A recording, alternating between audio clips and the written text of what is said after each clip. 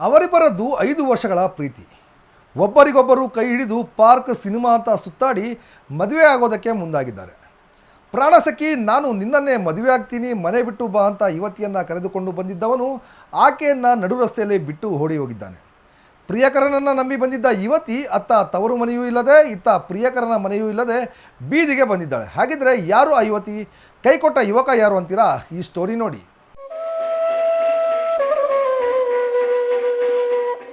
ಅಂದು ನೀನೇ ನನ್ನ ಪ್ರಾಣ ಸಖಿ ಅಂದ, ಇಂದು ನಡು ರಸ್ತೆಯಲ್ಲಿ ಕೈಬಿಟ್ಟ.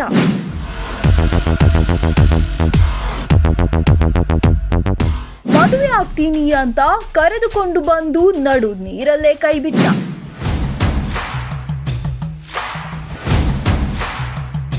ಪ್ರೀತಿಗಾಗಿ ನ್ಯಾಯಕ್ಕಾಗಿ ಪ್ರಿಯಕರನ ಮನೆ ಮುಂದೆ ಧರಣಿ ಕುಳಿತ ಯುವತಿ.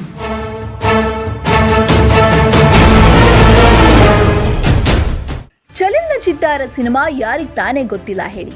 ಅದರಲ್ಲೂ 80-90 ಕಿಡ್ಸ್ಗಳಂತೂ ಆ ಸಿನಿಮಾ ನೋಡಿಯೇ ಇರ್ತಾರೆ. ಅದೇ ರೀತಿ ಇಲ್ಲೊಂದು ಪ್ರೇಮ ಕಥೆ ಪ್ರಾರಂಭವಾಗಿ ಕಣ್ಣೀರಿನಲ್ಲಿ ಕೊನೆಗೊಂಡಿದೆ. ಹೌದು, ಚಲವಿನ ಚಿತ್ತಾರ ಸಿನಿಮಾದ ರೀತಿಯಲ್ಲೇ ಯುವಕನೋರ್ವ ಹೈಸ್ಕೂಲ್ಗೆ ಹೋಗುತ್ತಿದ್ದ ಬಾಲಕಿ ಹಿಂದೆ ತಿರುಗಿ ಪ್ರೀತಿಯ ಬಲೆಗೆ ಬೀಳಿಸಿಕೊಂಡಿದ್ದಾನೆ. ಪ್ರೀತಿಸಿ ಮದುವೆ ಆಗ್ತೀನಿ ಅಂದಿದ್ದ ಯುವಕ ಈಗ ಆಕೆಯನ್ನ ನಡು ನೀರಲ್ಲೇ ಕೈ ಬಿಟ್ಟು ಹೋಗಿದ್ದಾನೆ. ಹೌದು, ಬಳ್ಳಾರಿ ಜಿಲ್ಲೆ ಕಂಪ್ಲಿ ತಾಲೂಕಿನ ಹೊಸನೆಲ್ಲುಡಿ ಗ್ರಾಮದ ನಂದೀಶ್ ಅದೇ ಗ್ರಾಮದ ತ್ರಿಷಾಳನ್ನ ಪ್ರೀತಿಸಿ ಮದುವೆ ಆಗ್ತೀನಿ ಅಂತ ಭರವಸೆ ಕೊಟ್ಟು ಕೈಬಿಟ್ಟಿದ್ದಾನೆ. ತ್ರಿಷಾಳನ್ನ ನೋಡಿದ ಕೂಡಲೇ ಪ್ರೇಮಾಂಕುರವಾಗಿ ಯುವತಿ ಹಿಂದೆ ಬಿದ್ದು ಪ್ರೀತಿಯ ನಿವೇದನೆ ಮಾಡಿದ್ದಾನೆ. ನಂತರ ನಂದೀಶ ಪ್ರೀತಿಯನ್ನ ಒಪ್ಪಿಕೊಂಡ ತ್ರಿಷಾ ಪರಸ್ಪರ 5 ವರ್ಷಗಳ ಕಾಲ ಪ್ರೀತಿ ಮಾಡಿದ್ದಾರೆ. ಈ ವಿಚಾರ ಇಬ್ಬರ ಮನೆಯವರಿಗೂ ತಿಳಿದು ಇಬ್ಬರು ಬೇರೆ ಬೇರೆ ಜಾತಿಯಾದ ಕಾರಣಕ್ಕೆ ವಿರೋಧ ವ್ಯಕ್ತಪಡಿಸಿದ್ದಾರೆ. ಆದರೂ ನಂದೀಶ್ ನನಗೆ ನೀನೇ ಬೇಕು ಎಂದು ಹಠ ಹಿಡಿದಿದ್ದಾನೆ. ತ್ರಿಷಾ ಹಾಸನದ ಗಾರ್ಮೆಂಟ್ ಒಂದರಲ್ಲಿ ಕೆಲಸ ಮಾಡುತ್ತಿದ್ದು ನಂದೀಶ್ ಶುಕ್ರವಾರ ಹಾಸನಕ್ಕೆ ಹೋಗಿ ಬಾ ಮದುವೆ ಆಗೋಣ ಎಂದು ಕರೆದುಕೊಂಡು ಕಂಪ್ಲಿಗೆ ಬಂದಿದ್ದಾನೆ. ಬೆಳಿಗ್ಗೆಯಿಂದ ಮಧ್ಯಾಹ್ನದವರೆಗೂ ಕಂಪ್ಲಿ ಪಟ್ಟಣವನ್ನ ತಿರುಗಾಡಿಸಿ ನಂತರ ಮನೆಯವರ ಕರೆ ಬಂದ ತಕ್ಷಣ ಇಲ್ಲಿಯೇ ಬರುತ್ತೇನೆ ಎಂದು ಹೋದ ನಂದೀಶ್ ವಾಪಸ್ ಬಂದಿಲ್ಲ. ನಂದೀಶ್ಗಾಗಿ ಕಾದು ನಂತರ ತ್ರಿಷಾ ಮನೆಗೆ ವಾಪಸ್ ಹೋಗಿದ್ದಾಳೆ.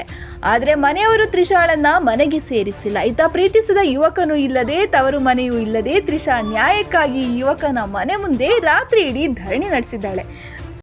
ನಂದೀಶ ನೋಡಿದಾನ ನಾನು 5 ವರ್ಷದಿಂದ ಪ್ರೀತಿ ಮಾಡಕತ್ತೀನಿ. 5 ವರ್ಷದಿಂದ ಮದುವೆ ಮಾಡ್ಕೊತೀನಿ ಅದು ಅಂತಂದೇಳಿ ನಾನು ಮೋಸ ಮಾಡಿ ಇವತ್ತು ಬೆಳಗ್ಗೆ ಮದುವೆ ಮಾಡ್ಕೊತೀನಿ ಅಂತ ಕರ್ಕೊಂಡು ಹೋಗಿ 4 ಗಂಟೆಗೆ ಕರ್ಕೊಂಬಂದು ಬಿಟ್ಟಾನೆ. ಮನೆಗೆ ಹೋಗಿದ್ರೆ ಮನೇಲಿ ಕರ್ಕೊಂಡಿಲ್ಲ, ಅವನ ಜೊತೆ ಹೋಗಿ ಅವನ ಜೊತೆನೂ ಹೋಗು ಅಂತ. ಅದಕ್ಕೆ ಇಲ್ಲಿ ಬಂದು ಕುಂತೀನಿ. ಮದುವೆ ಮಾಡ್ಕೊತೀನಿ ಅಂತಂದೇಳಿ ಕರ್ಕೊಂಡು ಹೋಗಿದ್ದಾನೆ. ಮಾಡ್ಕೊಂಡಾಡ್ದಂಗೆ ವಾಪಸ್ ಬಂದ್ಬಿಟ್ಟೆ ನನ್ನೆಲ್ಲ ಬಿಟ್ಟು. ಅವನ ಜೊತೆ ಮದುವೆ ಆಗಬೇಕು ಅಂತ 5 ವರ್ಷದಿಂದ. ನಾನು ಹಾಸನಲ್ಲಿ ವರ್ಕ್ ಮಾಡ್ತಿದ್ದೆ, ಅಲ್ಲಿಗೂ ಬಂದಾನೆ. ಹಾಸನಲ್ಲಿ ನಾನು ಗೌರ್ಮೆಂಟ್ಸಲ್ಲಿ ವರ್ಕ್ ಮಾಡ್ತಿದ್ದೆ, ಅಲ್ಲಿಗೂ ಬಂದಾನೆ. ಮದುವೆ ಮಾಡ್ಕೊತೀನಿ ನಿಮ್ಮ ಮನೇಲೆಲ್ಲ ಒಪ್ಪಿಸ್ತೀನಿ ಅಂತ ಹೇಳಿ ನಾನು ಎಲ್ಲ ನಂಬಿಸಿ ಮತ್ತೆ ಮೋಸ ಮಾಡಿ ಹೋಗಿದ್ದಾನೆ. ಅವನ ಜೊತೆ ಹೋಗಿ ಎಲ್ಲ ಅವನ ಜೊತೆನೇ ಹೋಗು, ನಮ್ಮ ಮರ್ಯಾದೆ ಎಲ್ಲ ತೆಗೆದಿದ್ವಿ, ನಮ್ಮ ಮನೆಗೆ ಬರಬೇಡ ಅಂತವ್ರೆ. ಸ್ವಾಮಿ ನಾವು ಒಡ್ರು 10th ಕಂಪ್ಲೀಟ್ ಆಗಿತ್ತು, ಡಿಪ್ಲೊಮಾ ಕಂಪ್ಲೀಟ್ ಮಾಡಿದ್ದೆ. ನಮ್ಮ ಅಣ್ಣವ್ರ ಫ್ರೆಂಡ್ಸ್. ನಾನು ಇಲ್ಲಿ ಸ್ಕೂಲಿಗೆ ಬರೋವಾಗ ಅವಾಗ ಪರಿಚಯ ಆಯಿತು. ಇಲ್ಲಿ ಯಾರೂ ಇಲ್ಲ, ಇವರು ಬೀಗ ಹಾಕ್ಕೊಂಡು ಹೋಗಿದ್ದಾರೆ. ಅಲ್ಲಿ ಮಾತಾಡಿದ್ವಿ, ಮದುವೆ ಮಾಡ್ಕೊತೀನಿ ಅಂತ ಹೇಳಿದ್ದಾನೆ. ಬಾ ಹೋಗೋಣ ಅಂತಂದರೆ ನಮ್ಮಮ್ಮ ಫೋನ್ ಮಾಡೈತೆ ಅಂತಂದೇಳಿ ವಾಪಸ್ ಬಂದಾನೆ ನನ್ನಲ್ಲೇ ಬಿಟ್ಟು. ಗಂಟೆಗೆ ಬಂದಿಲ್ಲ, ಅಷ್ಟರೊಳಗೆ ಬೀಗ ಹಾಕ್ಕೊಂಡು ಎಲ್ಲಿಗೆ ಹೋಗಿ. ತವರು ಮನೆಯವರು ಮನೆಗೆ ಸೇರಿದ ಹಿನ್ನೆಲೆ ತ್ರಿಷಾ ನಂದೀಶನ ಹುಡುಕಿ ಅವನ ಮನೆಗೆ ಬಂದಿದ್ದಾಳೆ. ಆದರೆ ನಂದೀಶನ ಮನೆಯೂ ಬೀಗ ಹಾಕಿರುವುದನ್ನು ಕಂಡು ತ್ರಿಷಾ ಕಂಗಲಾಗಿದ್ದು ನಂದೀಶ್ ಬಂದು ತನ್ನ ಮದುವೆಯಾಗುವವರೆಗೂ ಅವನ ಮನೆ ಮುಂದೆಯೇ ಇರುತ್ತೇನೆ ಎಂದು ನಂದೀಶನಿಗಾಗಿ ಕಾಯುತ್ತಿದ್ದಾಳೆ. ಈಗ ತ್ರಿಷಾ ಬೆಂಬಲಕ್ಕೆ ಸಹೋದರ ಕೂಡ ಬಂದಿದ್ದು ಅನೇಕ ಬಾರಿ ನನ್ನ ತಂಗಿಯ ಹಿಂದೆ ಬರಬೇಡ ಎಂದು ಎಷ್ಟು ಬುದ್ಧಿ ಹೇಳಿದ್ರೂ ನಂದೀಶ್ ಕೇಳಿಲ್ಲ. ಈಗ ನನ್ನ ತಂಗಿಯನ್ನ ನಂಬಿಸಿ ಕರೆದುಕೊಂಡು ಹೋಗಿ ನಡು ರಸ್ತೆಯಲ್ಲೇ ಬಿಟ್ಟು ಮೋಸ ಮಾಡಿದ್ದಾನೆ. ನಂದೀಶ್ ಎಲ್ಲಿದ್ದರೂ ಬಂದು ನನ್ನ ತಂಗಿಯನ್ನ ವಿವಾಹವಾಗಬೇಕು ಎಂದು ತ್ರಿಷಾ ಸಹೋದರ ಅಂಬಣ್ಣ ಒತ್ತಾಯಿಸಿದ್ದಾರೆ. ಅವನು 5 ವರ್ಷದಿಂದ ನಮ್ಮ ಹುಡುಗಿನ ಲವ್ ಮಾಡ್ತೀನಿ ಅಂತ ಹೇಳ್ದ, ಈ ಚುಡಾಯಿಸ್ತಾ ಇದ್ದ, ಮೋಸ ಮಾಡ್ತಾ ಇದ್ದ ಅವನು.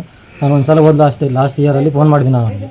ಅವ್ನು ಫೋನ್ ಮಾಡಿದಾಗ ನಾನು ಮಾಡ್ಕೊತೀನಿ, ಇವಾಗ ನಾನು ನಮ್ಮ ಮನೇಲಿ ಒಪ್ಪಿಸಿ ಮದುವೆ ಮಾಡ್ತೀನಿ ಅಂತ ಹೇಳಿದೆ ಸರ್ ನನಗೆ ನಾನು ಹೇಳಿದೆ, ನೋಡಪ್ಪ ನಿಮ್ಮ ಕ್ಯಾಸ್ಟ್ ಬೇರೆ ನಮ್ಮ ಕ್ಯಾಸ್ಟ್ ಬೇರೆ, ಆ ಥರ ಎಲ್ಲ ಆಗಲ್ಲ, ನಿಮಗೆ ಬಿಟ್ಬಿಡು, ನಮ್ಮ ಹುಡುಗಿ ಸಮಾನ ನೋಡ್ತಿದ್ದೀರೋ ಸಮಾನ ನೋಡಿ ಮದುವೆ ಮಾಡ್ತೀನಿ ಅಂತ ಹೇಳಿದ್ದೀನಿ. ನಾನು ಹೇಳಿದ್ರೆ ಇಲ್ಲ ನಾನು ಮದುವೆ ಮಾಡ್ಕೊತೀನಿ ಅಂತ ಹೇಳಿದೆ ಸರ್.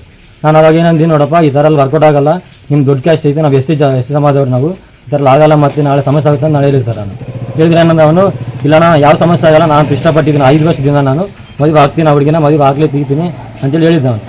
ಹೆಂಗೆ ಲವ್ ಮಾಡಿದೆ ಅಂತ ಹೇಳಿದ್ರೆ, ಸರ್ ಆ ಹುಡುಗಿ 8ನೇ ಕ್ಲಾಸ್ ಸ್ಕೂಲಿಗೆ ಬರ್ತಿತ್ತಲ್ಲ ಅಲ್ಲಿ ನೆಲ್ಲುಡಿಯಲ್ಲಿ, ಅವಾಗೇ ನಾನು ಲವ್ ಮಾಡ್ತಿದ್ದೆ ಆ ಹುಡುಗಿನ ನಾನು ಅಂತ ಹೇಳಿದೆ. ಈ ಥರ ಎಲ್ಲ ಆಗಲ್ಲಪ್ಪ, ನಮ್ಮಲ್ಲಿ ಬೈತಾರೆ, ನಮ್ಗೆ ಅಪ್ಪ ಇಲ್ಲ ಅಂತೇಳಿ ನಾನು ಹೇಳಿದೆ ಸರ್ ಅವ್ನಿಗೆ. ನಾನು ಹೇಳಿದೆ, ಇಲ್ಲ ಸರ್, ಇಲ್ಲ ಅಣ್ಣ, ನಾನು ಚೆನ್ನಾಗಿ ನೋಡ್ಕೊಂತೀನಿ, ನಾನು ಮದುವೆ ಮಾಡ್ಕೊಂತೀನಿ ತ್ರಿಷಾನ್ ಅಂತೇಳಿ ಹೇಳಿದೆ ನನಗೆ. ಹಂಗಾದ್ರೆ ಒಂದು ಕೆಲಸ ಮಾಡಪ್ಪ, ಆ ಹುಡುಗಿ ನೀನು ಆ ಹುಡುಗಿ ಏನಾದರೂ ನಂದೇ ಜವಾಬ್ದಾರಿ ಅಂತೇಳಿ ಬರ್ಕೊಂಡು ನೀನು ಆನೆ ಕೊಟ್ಟು ಮದುವೆ ಮಾಡ್ತೀನಿ ಅಂತ ಹೇಳಿದೆ ಸರ್ ನಾನು. ಹಂಗಾದ್ರೆ ಆವಾಗ ಏನಂದವನು, ಅಣ್ಣ ಆ ಥರ ಎಲ್ಲ ಆಗಲ್ಲ, ನಾನು ಚೆನ್ನಾಗಿ ನೋಡ್ಕೊಂತೀನಿ, ನಮ್ಮ ಅಣ್ಣ ಜಾಬ್ ಬರಬೇಕು, ನಮ್ಮ ಅಣ್ಣ ಜಾಬ್ ಬಂದಮೇಲೆ ನಾನು ಮದುವೆ ಮಾಡ್ತೀನಿ ಅಂತ ಹೇಳಿದೆ ಸರ್ ಅವನು. ಆಮೇಲೆ ನಾನು ಅವ್ನಿಗೆ ಎದುರಿಸಿದೆ ಸರ್. ಎದುರಿಸಿದ್ರೆ, ಇಲ್ಲ ಅಣ್ಣ ಆಯಿತು, ಇವಾಗಿಂದ ನಿಮ್ಮ ತಂಗಿ ಏನು ಹೇಳ್ಕ್ಯಾ, ನಾನು ಇವಾಗ ನನ್ನ ಜವಾಬ್ದಾರಿ ನಾನು ಇರ್ತೀನಿ, ನಿಮ್ಮ ತಂಗಿಗೆ ಫೋನ್ ಮಾಡಲ್ಲ, ನಾನು ಬರಲ್ಲ ಅಂತೇಳಿ ಹೇಳ್ಬಿಟ್ಟೆ ನಾನು. ಆಮೇಲೆ ನಾನು ಬೆಂಗಳೂರು ಹೋಯ್ತು ಸರ್, 1 ವರ್ಷ ಆದಮೇಲೆ. ಬೆಂಗಳೂರು ಹೋದ್ಮೇಲೆ ಮತ್ತೆ ಸ್ಟಾರ್ಟ್ ಮಾಡಿಬಿಟ್ಟು ಅವನು ದಿನ ಮನೆ ಹತ್ರ ಬರೋದು, ಆ ಹುಡುಗಿಗೆ ಮೊಬೈಲ್ ಕೊಡೋದು, ದಾರಾಗ ಹೋಗ್ಬೇಕಾದ್ರೆ ಬರ್ಬೇಕಾದ್ರೆ ಮಾತಾಡ್ಸೋದು ಆ ಹುಡುಗಿನ. ಆ ಹುಡುಗಿ ನನ್ನ ಮನೇಲಿ ಏನೋ ಕೆಲಸ ಮಾಡ್ತಾಯಿದ್ರೆ ಬಂದು ಬೈಯೋದು, ಆ ಥರ ಎಲ್ಲ ಮಾಡ್ತಾಯಿದ್ದ. ಆ ಹುಡುಗಿ ವಾಶ್ ಮೆಸೇಜ್ ಎಲ್ಲ ಕಳಿಸ್ತಿದ್ದ ಹುಡುಗಿಗೆ, ಈ ಥರ ಎಲ್ಲ ಮಾಡ್ತಾ ಇದ್ದ. ನಾನು ಒಂದ್ಸಲ ಫೋನ್ ಮಾಡಿ ನಮ್ಮಣ್ಣ ಬಂದು ಜಗಳ ಮಾಡಿದಾಗ, ಆಯ್ತಣ್ಣ ಇವತ್ತಿಂದ ಮಾಡೋಂಗಿಲ್ಲ ಅಂತೇಳಿ ಹೇಳಿದೆ ಸರ್. ಅವರಮ್ಮ ಕೇಳಿದೆ, ಇಲ್ಲ ನಾವೆಲ್ಲ ಮಾಡೋಂಗಿಲ್ಲ ಥರ, ನಮ್ಮ ದೊಡ್ಡ ಕ್ಯಾಸ್ಟ್ ನಾವು, ನಮ್ಮ ಸಂಬಂಧ ಇಲ್ಲ, ನೀವು SC ಸಮಾಜದವ್ರು ನೀವು ಅಂತೇಳಿ ಹೇಳಿದೆ ಸರ್ ಅವನು. ಅವತ್ತಿನ ನಾವು ಕೂಡ ಬಿಟ್ಬಿದ್ದೆ, ನಾವು ಕೂಡ ಗೆಲ್ಲಿಸಿದ್ವಿ ಅವನಿಗೆ. ನಮ್ಮ ತಂಗಿ ನಾವು ಹೇಳ್ಕೊಂಡಿವಿ, ಅವ್ನು ಕೂಡ ನಾನು ಫೋನ್ ಮಾಡಿ ಹೇಳಿದ್ದೀನಿ, ಈ ಥರ ಆಯ್ತಣ್ಣ ಇವಾಗಿಂದ ಮಾಡಿಲ್ಲ ಅಂತ ಹೇಳಿದ್ದಾನೆ. ಇವಾಗ ಲಾಸ್ಟ್ 1 ಇಯರಿಂದ ಮತ್ತೆ ಸ್ಟಾರ್ಟ್ ಮಾಡಿದ್ದಾನೆ.